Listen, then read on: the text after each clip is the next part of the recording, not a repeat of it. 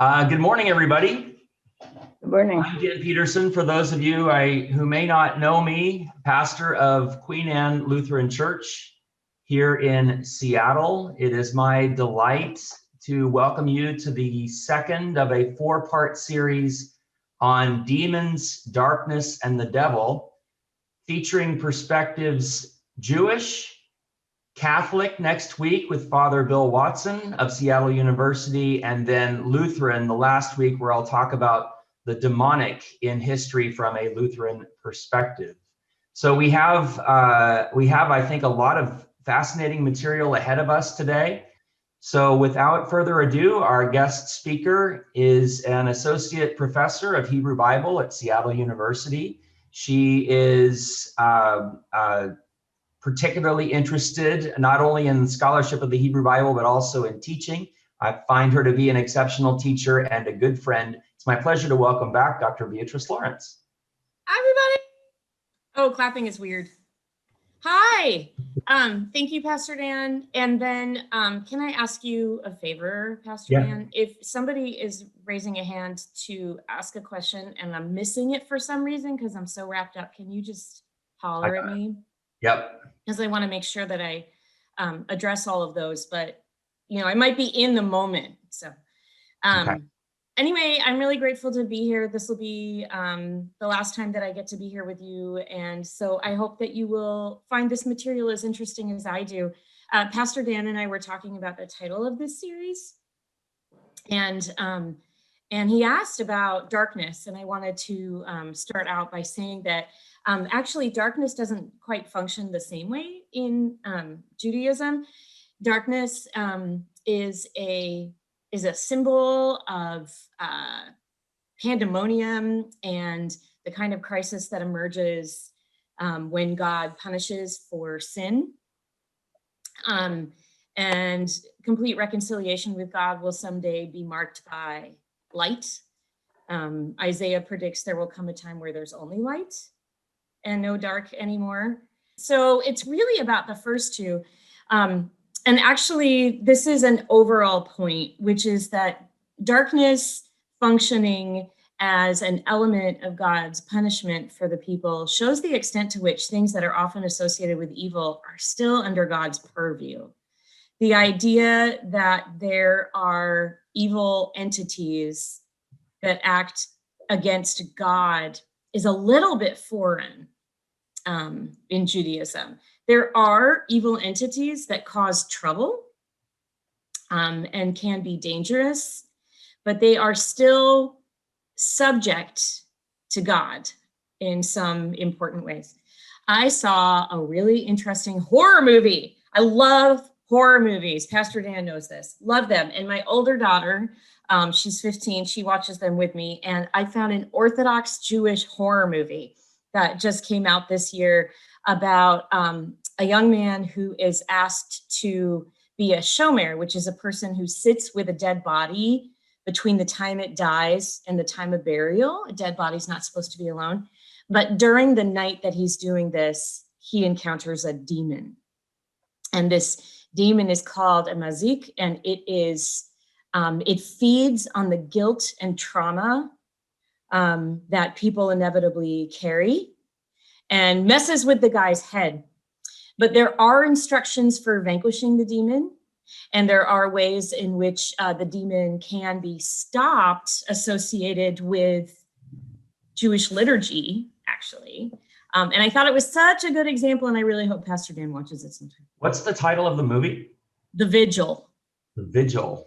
The Vigil. Okay.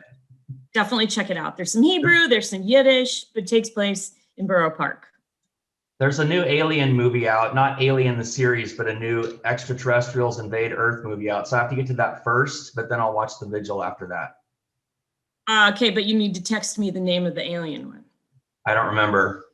Okay, you need to find out and then text me the name of the alien one. Okay, I don't know what this is about. Anyway, I pulled together some documents and I wanted to really quickly make clear where these documents are coming from, because they're not from the Bible. Some of the texts I'd like us to look at today are from the Talmud. And I know I've talked about the Talmud before, but I also know that like there's no reason that you would have to remember that. And that we remember about 8% of what we hear is what I've come across in studies. So forgive me while I repeat. The Talmud is a massive document comprising what we would call multiple volumes. And it is interpretation of law. Really, it's interpretation of law. And so it's multi-layered. Parts of it are from the 3rd century of the Common Era. Parts of it are from the 6th century of the Common Era. And though this text is very old, it is still at the heart of a lot of Jewish study and a lot of Jewish understanding of things. One of the fun things about the Talmud is that even though it is interpretation of law, it has really great stories in it. And the rabbis that are quoted in it, who are part of its history of development, go off on the craziest tangents. And their tangents are really fun. And I should say that the nature of Jewish interpretation is that it goes off on tangents. And historically, Jews don't interpret text in a linear fashion. It's more associative. Someone mentions something and they run after that for a little while and then they come back. Lots of rabbits and squirrels everywhere. And so that is something that you come across when you study some more of this text. It's also true that there's virtually nothing that doesn't get discussed. And so in the Talmud, you find text around really shocking topics, not because these people validated certain shocking behaviors or thoughts, but because they believed everything should be on the table. So that's one. Some of the other material we're going to talk about today comes from Jewish mysticism. Now, Pastor Dan really loves the Jewish mystical tradition and has taught it before. I'm just going to be sharing with you some of the ideas because a lot of material around magic and demons and ghosts and those sorts of things come from the mystical tradition. The mystical tradition goes back to the Bible, goes back to the 1st chapter of Ezekiel, and has been developing ever since. The word for it, Kabbalah, means received tradition. It's something that you're not supposed to study except with a teacher that you trust. And there are certain criteria to be ready to study Jewish mysticism. You have to be at least 40. You have to be really well grounded in the rest of Jewish literature first. You have to have a stable home life. And according to the rabbis, you have to be male, but that's because they believed women couldn't cope with certain ways of thinking about things. So I just ignore that one. Now, I'm technically old enough, but I haven't begun a study of mysticism yet. In other words, if you ever encounter someone who tells you that Jewish mysticism is just about self-knowledge or something, red flag, okay. How's that for context for what we're gonna look at? Are there any questions about that? No? Thumbs up. Oh, could you just, for the sake of everyone, differentiate Talmud from Mishnah? There are a couple different bodies of literature that seem to appear toward the beginning of the Common Era. Could you just give us like a minute on that? Yeah, well, the Mishnah is in the Talmud. Okay. So the Mishnah is the first book or set of books, there are 6 volumes, that come into existence of post-biblical Jewish interpretation of law. So that's around 200 of the Common Era. And it appears that oral teachings about the laws in the Hebrew Bible circulated. And then around 200, it became clear that the Jews were not going to be all gathered again in Israel. There had been some squashed revolts against Roman rule. And the Jews were becoming more and more of a settled minority population wherever they were. And so there was a need for writing these teachings down. And so that's what it is. They organized it into 6 categories: blessings, seeds, purities, holy matters, holidays, and women. one volume on women. It's great. Everything associated with uteruses goes in that volume.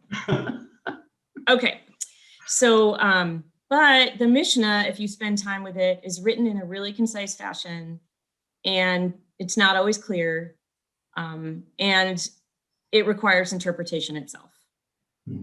So starting around that time and moving forward about 3 centuries, you have more interpretation of the Mishnah. It's called the Gemara, which ironically means finishing, although no, Jewish interpretation has not yet stopped, and may it never. But when you have the Mishnah with the Gemara published with commentaries on both of them, which continue until this day, that's what we call the Talmud. Okay. Does that make sense? That's perfect. Also, Okay. just one quick comment. My understanding was that 40 is, at least for some flavors of Judaism, a symbolic number both in the mystical teaching, so that you don't have to literally be 40 years old to study it. I think in the Reformed tradition, right, and conservative traditions, right? Here's the deal. When the Reform and conservative traditions offer study of Kabbalah to people that are younger than that, it's often not the real thing.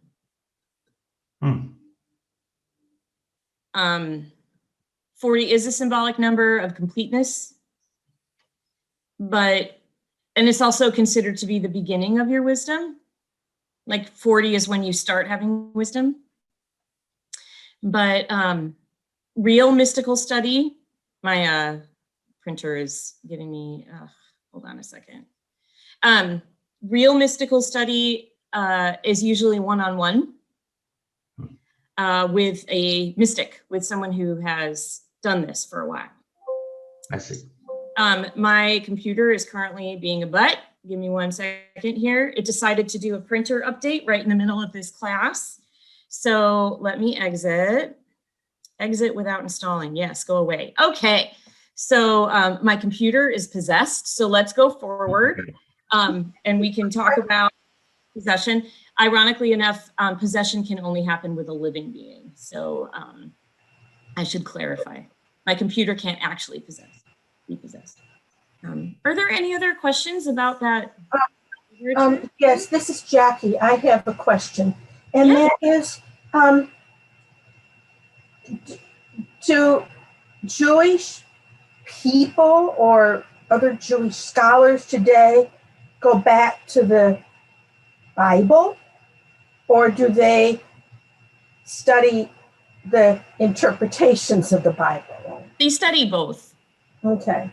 And So are if you, people still commenting on then the Bible, the biblical text? Okay. yeah, the Bible's the heart of it. The Mishnah is interpretation of the Bible. The Gemara is interpretation of the Mishnah of the Bible. The commentaries are the interpretation of the Gemara, the Mishnah, and the Bible. But the Bible is always at the heart of it. If you went to a Torah study on a Saturday morning in a synagogue, you would read the biblical text for that week, and you would include in your conversation about it these other ideas, these other texts. Okay, thanks a lot. Yeah, there's like a genealogy of interpretation that always plays a role. So there's a lot to learn. And if you're going to really engage with these things, you got to learn about 4 languages. So yeah. Okay, are there any other questions about that before we go to the Talmud? Okay, I am going to share with you a document that that I created that has a series of texts in it. And we can spend our time,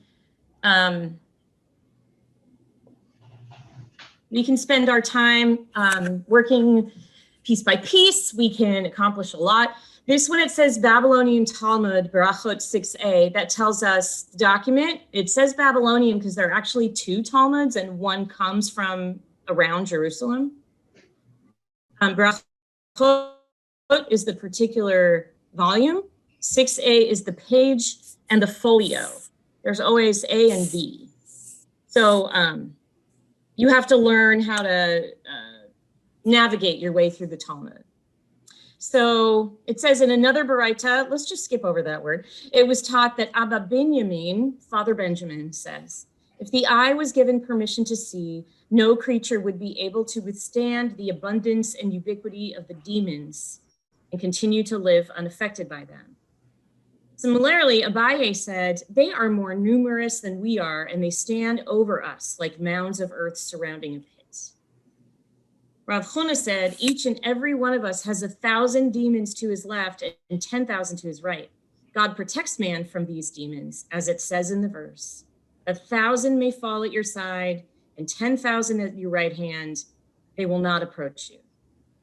Summarizing the effects of the demons, Rava said, the crowding at the Kala, that is, the Kala is the bride, and this has to do when too many people gather around her. The gatherings for Torah study during Elul and Adar, which are times of profound introspection, is from the demons. Those knees that are fatigued, even though one did not exert himself, is from the demons. So if your knees ever hurt, all right. Those clothes of the sages that wear out, despite the fact that they do not engage in physical labor, is from friction with the demons. And those feet that are in pain is from the demons. One who seeks to know that the demons exist should place fine ashes around his bed, and in the morning the demon's footprints appear like chickens' footprints in the ash.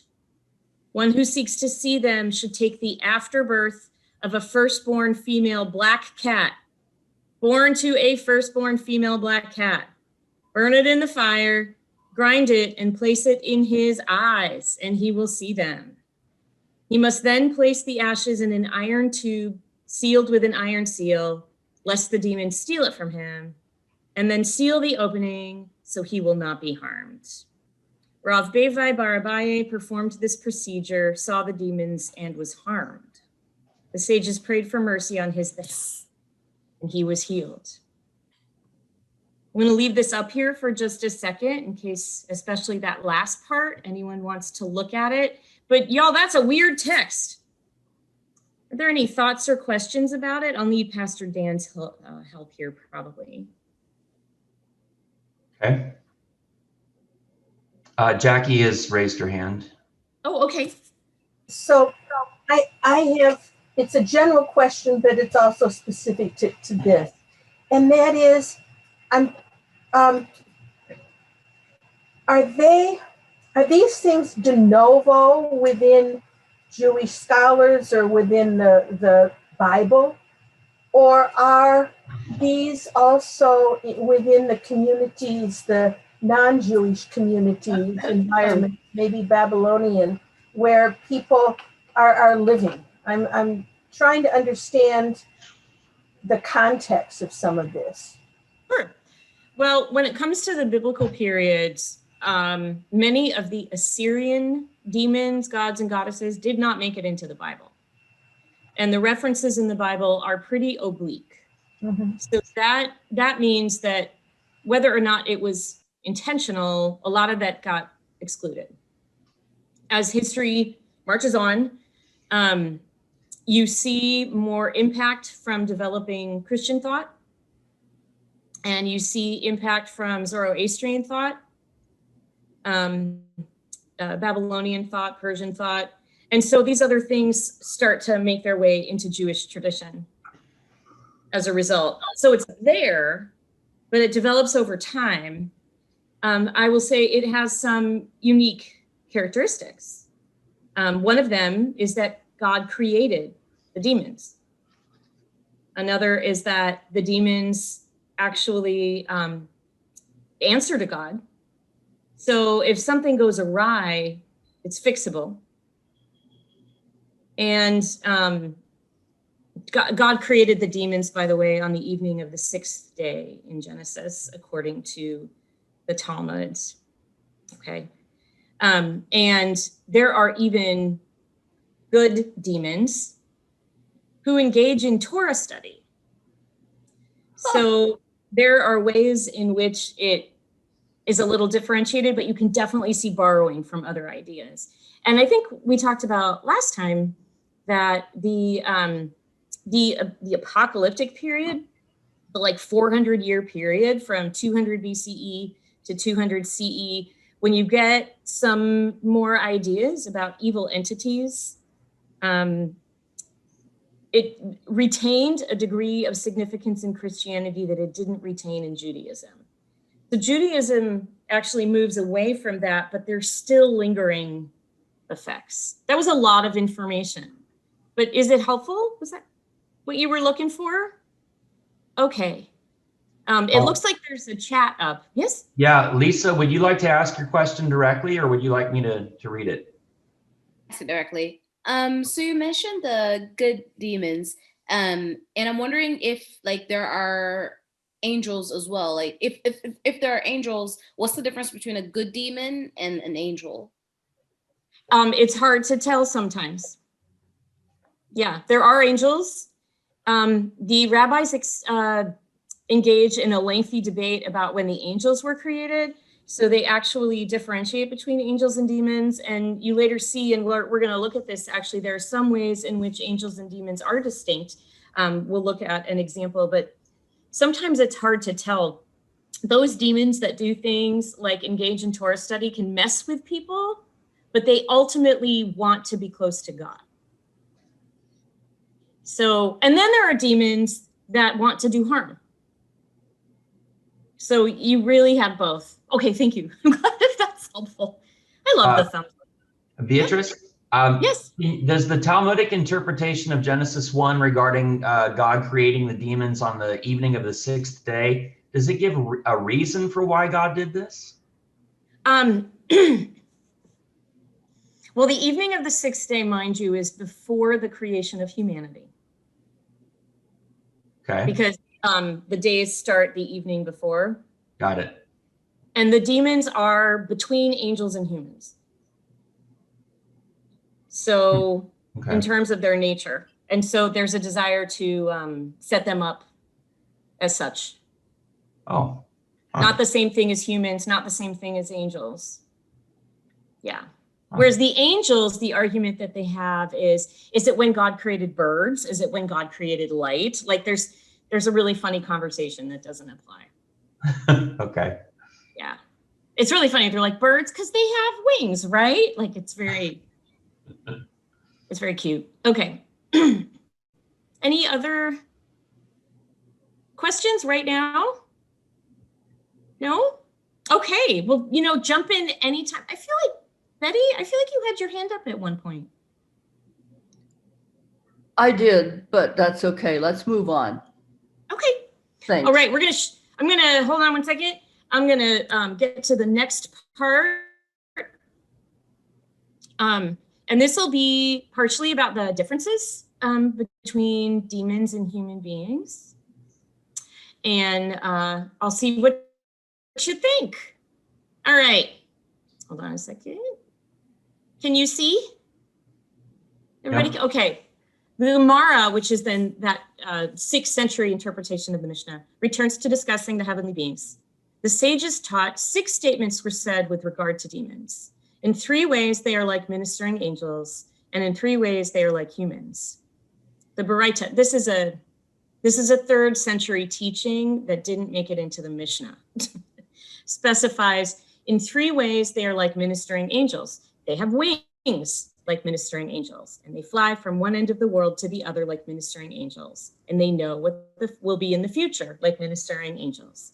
And in 3 ways, they are similar to humans. They eat and drink like humans, they multiply like humans, and they die like humans. Okay.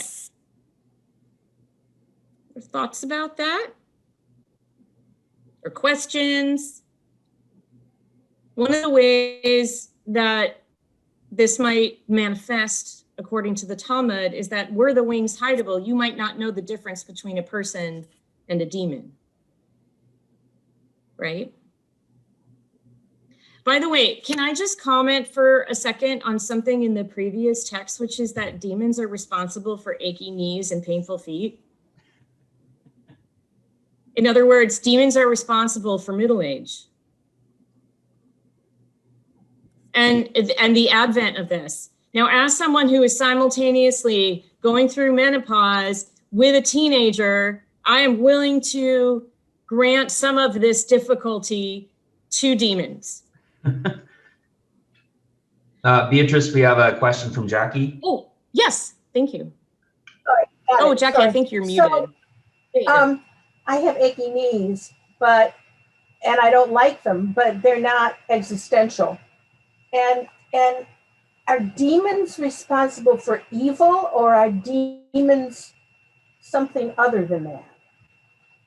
Well, so first of all, this is the 6th century, so But there was evil then too. right, no, but in terms of cartilage and things like that, they just didn't have the same knowledge. No, they're not responsible for evil. God is. But they can mess with creation. They can mess with it until they're stopped. In mystical tradition, sometimes it becomes severe enough that you need an exorcism, and there is such a thing as Jewish exorcism. But that is the solution to it. In that Interest case. is the apocalyptic period an exception to that? Do demons at that point become responsible not only for aches and pains, but for evil as well? Or is it consistently through Jewish history that demons are understood only in the way you described? Oh, no, there's never an only, right?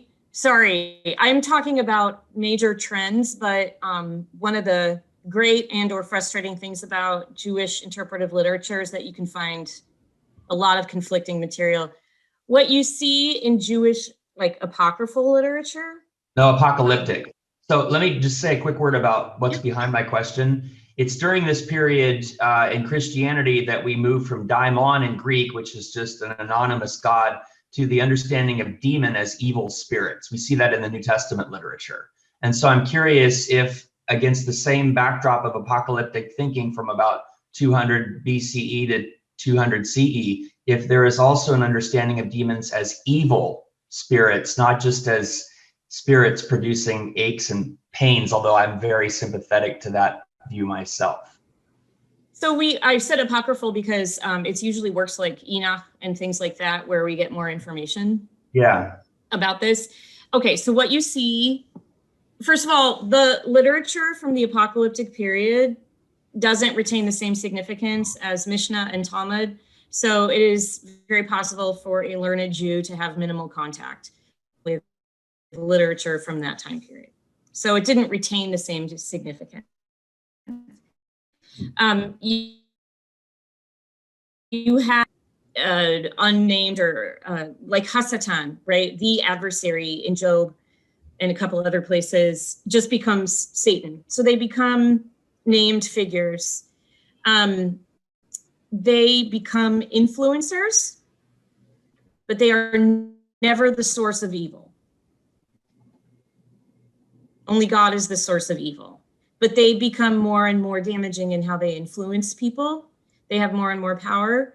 And you start to get the idea, like in the Dead Sea Scrolls, that there's a great cosmic battle taking place because of the desire of these evil forces to have control over creation. And it becomes external to human beings. They're pawns in this great big battle. But there's no doubt about who's going to win the battle. And then that idea that it's external to human beings goes away by the time we have the codification of the Mishnah. Does that help? I mean, is that sort of what you were? Yeah, so it sounds like it's still all under God's purview. It's just that during this time, they become more, like you said, influencers with respect to evil than they are perhaps in later periods of Jewish history, correct? Yeah, that's what I would say as a very general trend. And I will also say that one of the things that affects this is that there's never really a period of time in Jewish thought in which there isn't a simple acceptance that sometimes things suck. And sometimes things are awful. And therefore, you cannot say creation is wrong or there's something going on that needs to be fundamentally changed, and then everything will be fine. Okay. It looks like there are a couple more hands up, and I see a comment from Scott as well. Demons sound a lot sound an awful lot like germs and viruses. They do, yeah, don't they? You can't see them and they cause trouble. Lisa, did you want to ask your question? I'd already asked it. Okay. Are there any other hands up? I saw two, but maybe they're. Yeah, Bob Turner. Yeah. Bob Turner. Beatrice, on two occasions today, you've mentioned that God is responsible for evil, not the demons. I think most Christians interpret God as the source of good and evil coming from something else. Would you talk about that, please? Yeah, I mean, I think that's probably a fundamental difference between Judaism and Christianity. If I'd love to talk more with Pastor Dan, especially about this. But radical monotheism, that is, there's really only one source of everything, and that's God, just remains at the heart of Jewish thought. And that means the buck stops there. I think that was behind my question as well. And that is that if there was any moment of convergence in the two traditions' history, it might have been the closest during the apocalyptic period.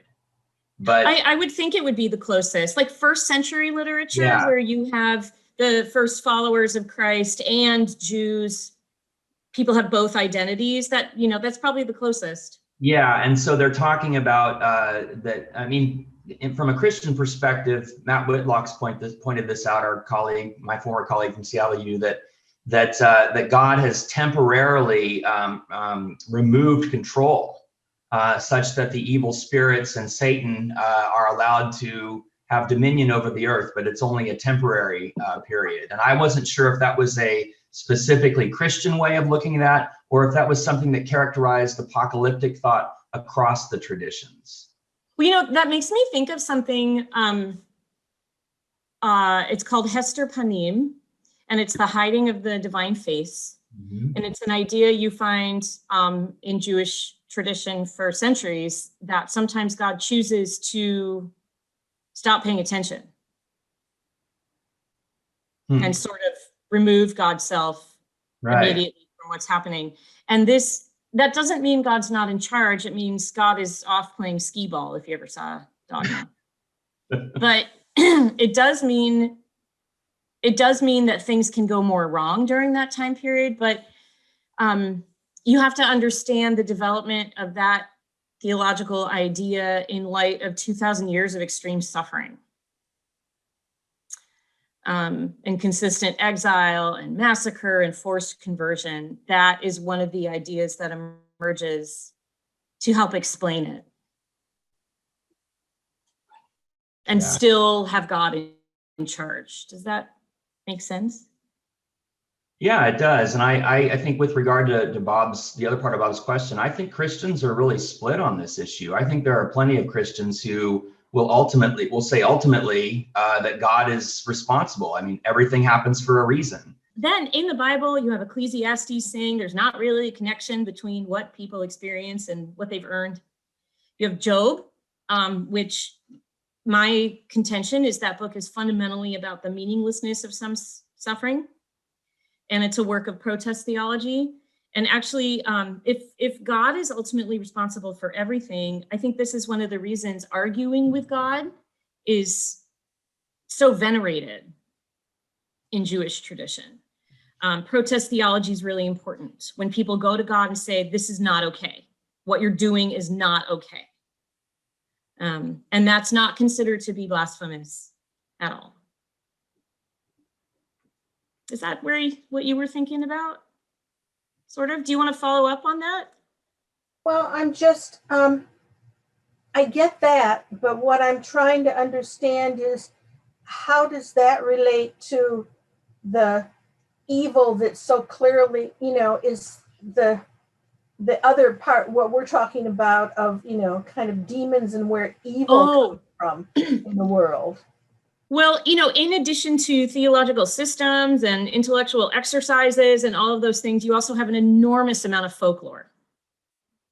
And folklore plays a huge role in Judaism. It sometimes doesn't get all the same attention, but there have been amazing studies of folklore and the way that what we would call superstitions dictate how people behave. And you have over here ideas about why bad things happen. And then you have the fact that when a person moves into a new house, you bring them bread and salt, and they hang up a hamsa to protect the house from evil, right? And so those things coexist. Can we make sense out of it? I don't think so, because religious traditions are made up by people, and people aren't consistent, and people don't always make sense. That's the only way I know how to look at it. What do you think? We have a question from Scott first, and then I see Lee has a question as well. Thank you. But if you want to finish, I'm sorry. I'm done. Okay. I'm done. Scott, go ahead. So Scott is me. This is Lisa. Okay. Lisa. And my question was the one about germs and viruses. So it's been answered. Okay. Oh, okay. All right. Lee, you got a question? Yeah, I'm trying to figure out, is my mute on? No, Nope. you're good. Good, all right. I want to answer you, B, about how I make this conflict between bad things happening to good people. I view good and evil as a necessity from God if we're going to have free choice. And I do believe that our free choices are not always done real well. And even when we think we're being good, who's that smart person who said it's the absence of good, not the presence of evil? When we do nothing, we're off being good, but we see the evil and we do nothing. We're still part of all of that. So when we see really good people suffering, we don't really have the full picture. And that's why I do believe that God is responsible for good and evil, but what we do with it, kind of like the demons don't have total control over us, neither does God. And so a lot of what we vest on ourselves, whether you want to blame God or not, doesn't matter to me. But I think it's that gift of free choice if we really want free choice.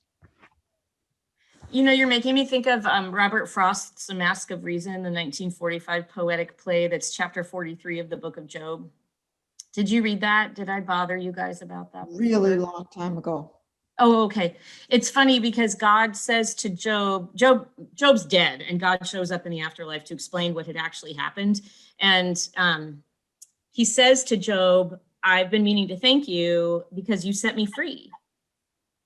Before, I could only reward good deeds and punish bad deeds. And you showed that I didn't have to do that. You set me free to reign. So Job actually gave God's free will back. It's such a very different thing from what you're saying, but it just made me, it just triggered that. It was helpful, actually. It was, well, and Job's a little snarky about the whole thing, but perhaps understandably. Yeah. Any other questions about this? No? Okay. Oh, Betty, did you have a question? I need to Oh, you're on mute.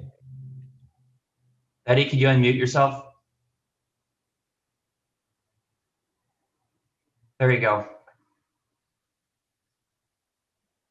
Okay, Hi. go ahead. Really? I'm not muted now? You're not You're muted. not. Oh, okay.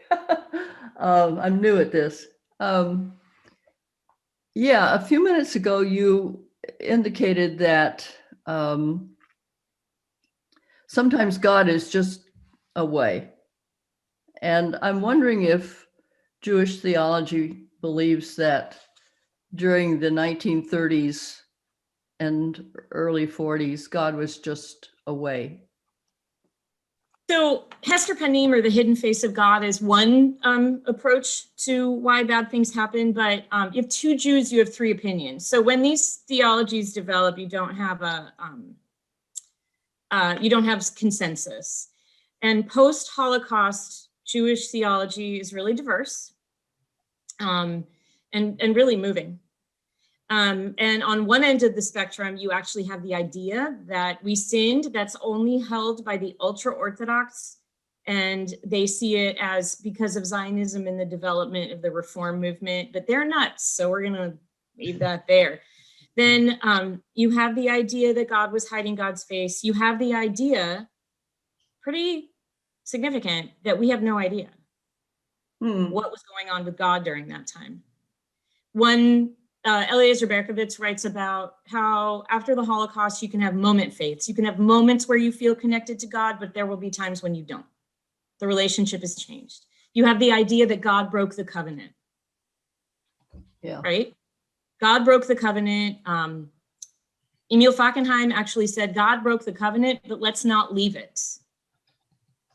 And he said this, the 614th commandment was, be a Jew, live as a Jew, invest in Judaism. And you have atheism, God died. And you have protest theology, which I mentioned before, which is really significant in post-Holocaust thought. That whatever happened, it was wrong. And God should not have allowed it to happen or made it happen. And there's a lot of anger that comes out. Elie Wiesel is one example of someone who engages in a lot of protest theology. And then he, for 50 years he did.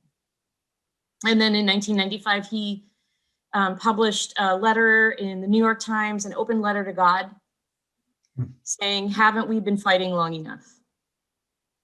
Wow. He's very clear. He says, I don't forgive you.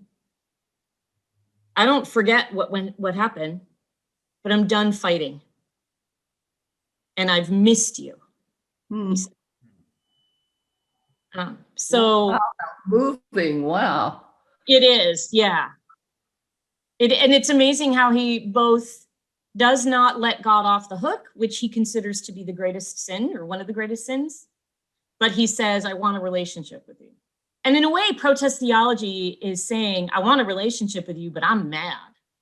You know, and the day that you stop telling your partner when they've upset you is the day the trouble starts. So anyway. Thank you. Yeah. Oh, yeah. Are there other questions? We have one from Steve. Okay.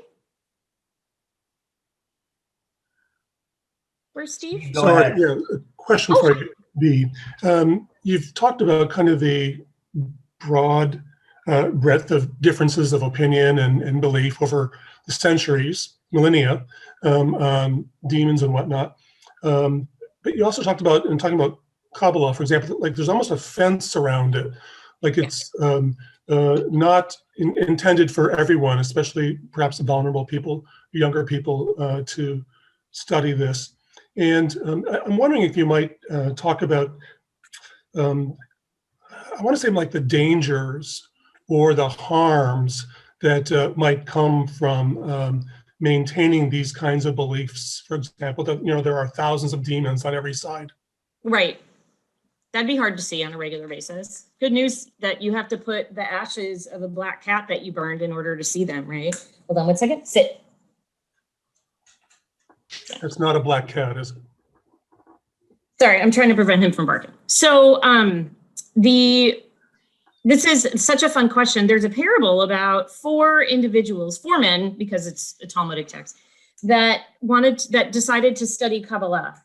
And they went into the orchard, and orchard becomes a term for mystical study. And they went into the orchard. 1 died, 1 went insane, 1 became a heretic, and 1 emerged with new understanding. The idea is that some of the experiences and realities that you encounter will simply destroy your mind.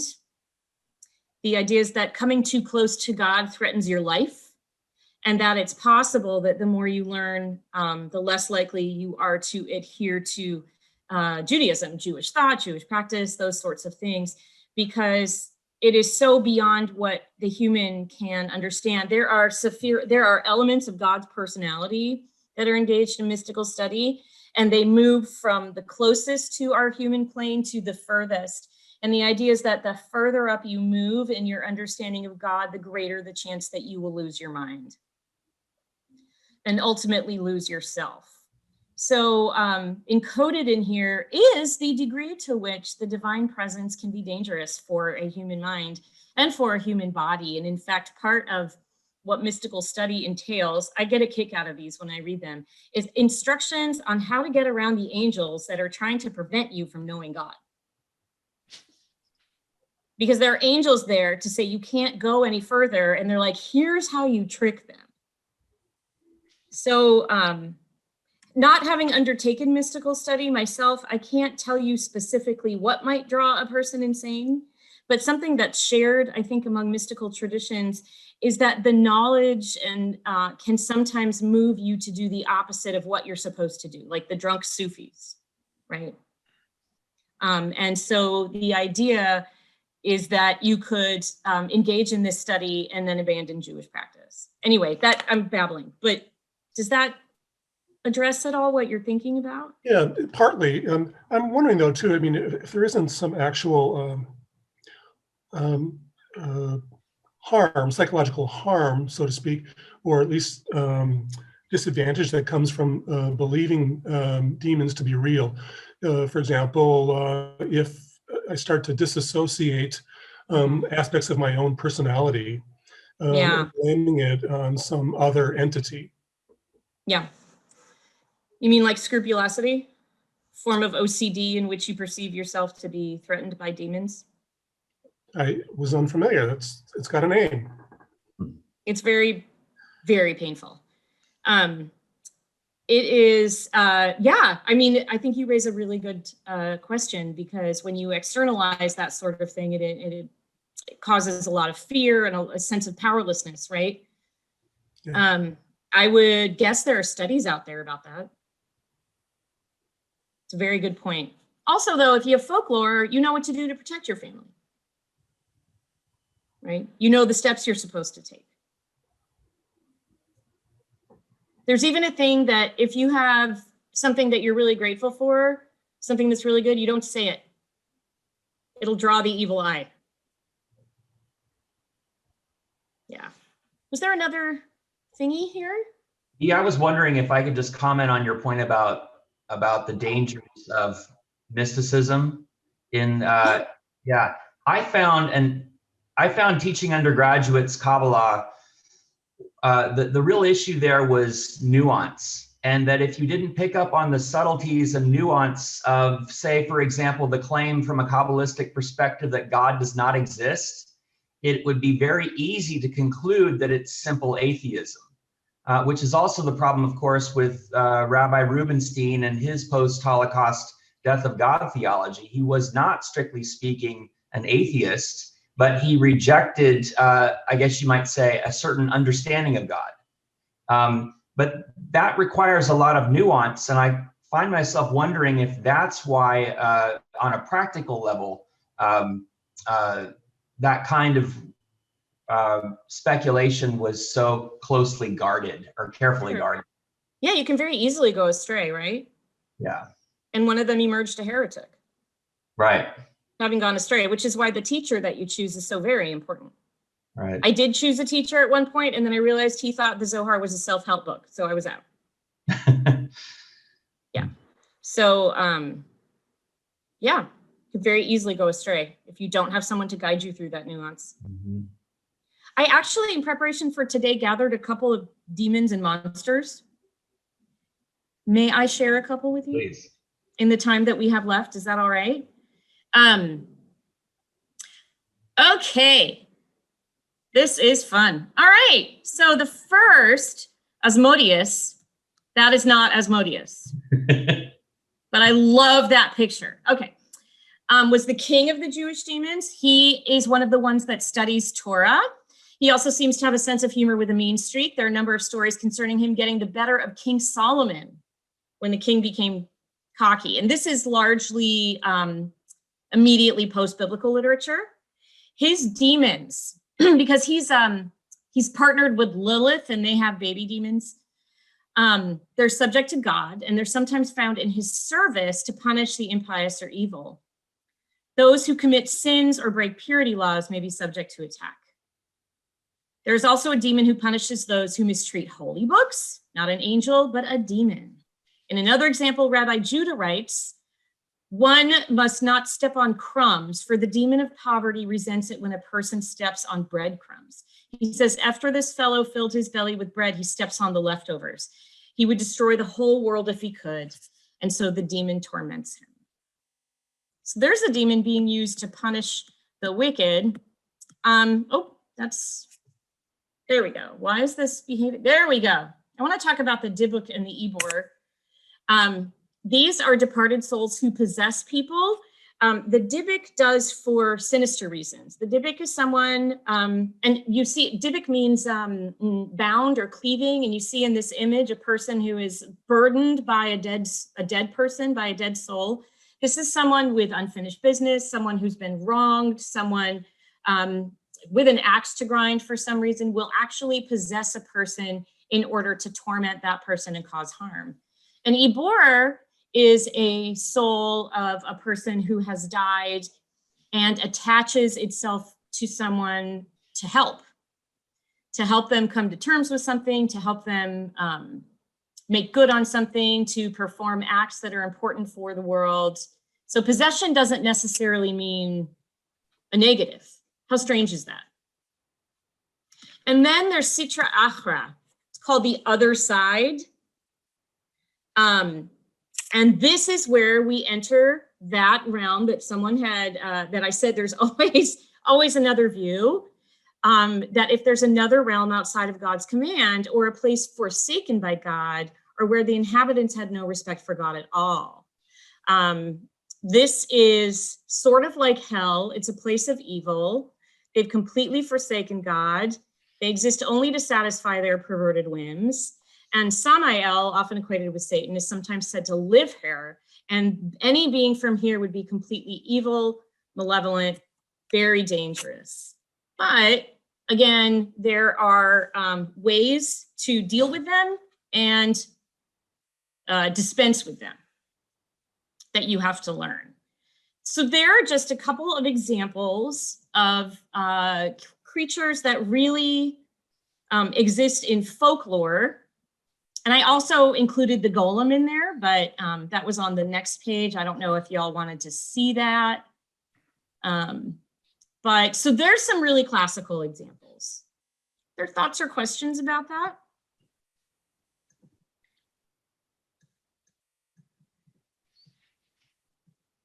Oh, yeah, Nancy. Yeah, I keep thinking when I'm hearing what you're saying about the different demons can you hear me all right, by the way? Yeah. In the Jewish faith. So I'm thinking of people that experience mental illness. Right. Of different forms, of course, there's different types. And how is that perceived? Is that perceived as a demon possessing the person in the Jewish faith, or? Not now. Not now. No. There's a lot of comfort with science in Judaism. And as scientific knowledge increased, folklore decreased in a way. Although, as I mentioned, there are still things that you do to protect yourself, to protect others. Mm-hmm. But it's not rational, and everybody knows that. No, there's not now. Now it's mental illness is seen as real illness that needs to be treated as such. But historically, I think it's important that in the Bible, some of the characters demonstrate what we would call mental illness. And in fact, Saul demonstrates what looks like paranoid schizophrenia. And it says because God sent an evil spirit upon him mm-hmm. to torture him. So I think that's a really good example. Mm-hmm. Whereas the prophets, who sometimes demonstrate elements of mental illness, are considered to be touched by God. Right? There, it's not a demon. There, it's God doing that. Right. Yeah. Absolutely. There is a monster in Judaism that human beings can create to work for them. Have you all heard of the Golem? Mm-hmm. You have? Is there anyone who has not heard of the Golem? You have not? Okay, let's see the Golem. I'm excited. All righty. So the golem, there's an image of little golems. This is a creature that is alive. It is created by a human being, but it does not have a soul and it does not have a moral compass. It is created to help a human community when they are facing a problem. The 16th century legends involve Rabbi Judah creating a golem to protect the people from attackers. When you create it, they don't show this here. You write the word emet on it, on the forehead or on the hand. Emet means truth. To destroy it, you erase the first letter and you end up with met, which means dead. The instructions for building a golem are included in a 3rd century book called Sefer Yetzirah, the Book of Creation. I've read them. I have no idea how one would carry them out. Very strange. But there's a monster that human beings actually create for a purpose. Lacking a moral compass, this creature will turn on people. Okay. B, may I ask one last question about Satan? Yeah. One of the things that I've gathered from the presentation today quite clearly is that God is the one for whom God bears ultimate responsibility. That the demons, for the most part, I mean, the exception being some of the tradition, the philosophical tradition you cited, the demons for the most part are still under God's purview. And that includes, presumably, Satan as well. And I'm wondering if that's the case as you see it in 1 Chronicles 21:1, when Satan is the one who incites instead of God. Is in that text, is it implicitly understood that Satan there too is also under God's control? This is a debate for the rest of you that B and I have had for years about how Satan is pictured in the Hebrew Bible. But I'm just curious if that's an exception or an expression. So in that case, I do not tend to see it. I see him as an adversary who stands up to witness against Israel, but does not have the power to do anything about it if God does not agree. So in that regard, God is still ultimately in control. I think so. Okay. And it's true in later interpretive literature when it's Satan, he can try to mess with people, but he doesn't have the power to make them do anything. So, and in this case, God is, to quote George W. Bush, the decider. Didn't he say that? Yeah. All right. On that note, I think you all have to go pray. Sorry. We are about 5 minutes past the hour. Maybe that is a I'm good sorry. Done. I want to thank you on behalf of the congregation for a wonderful presentation today. We're so glad you could be with us. And thank you. You said it was your last, but unless you know something about the future that I don't, we would love to have you back and hope to do so. Don't forget, you can hear more about some of Beatrice's perspective on God for Grownups, the podcast where she appears as a regular guest. And again, you can access the video of this on our YouTube channel, Queen Anne Lutheran YouTube channel. So thank you again, Beatrice, for being with us. Thank you. And in the most recent podcast, Pastor Dan reached a new level of nerd, so you should definitely check it out. All right. For those of you who join us at 11:30, we'll have our coffee hour. Otherwise, we'll see you soon. Take care.